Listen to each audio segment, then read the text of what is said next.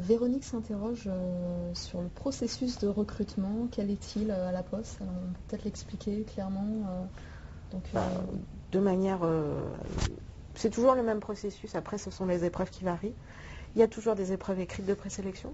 Donc, il y a toujours un premier filtre d'épreuves écrites. c'est sur quel sujet, sur quel thème on planche? Alors, tout dépend du poste. D'accord. Ah, on peut donner un exemple peut-être. Des tests d'aptitude, des tests de capacité d'apprentissage, par exemple, pour les guichetiers. D'accord.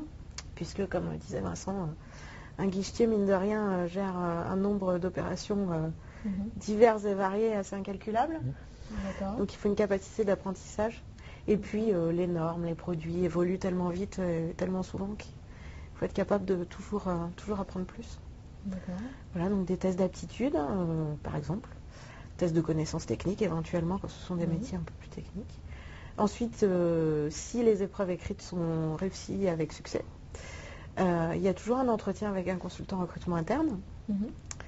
Et donc, si le candidat est shortlisté, en l'occurrence, s'il a réussi cet entretien, il rencontre un manager opérationnel, comme Vincent, par exemple, il peut rencontrer un DET. D'accord. Donc, il y a deux entretiens en général. En général, on ne multiplie pas les entretiens chez nous. D'accord. Et quel est le temps entre donc le moment où on postule et puis la réponse et le moment où on intègre l'entreprise si la réponse est favorable? Le plus court possible. Je dirais, on essaye de tenir dans les 2 mois. D'accord. Voilà, entre le moment où on passe l'annonce et le moment où le poste est pourvu.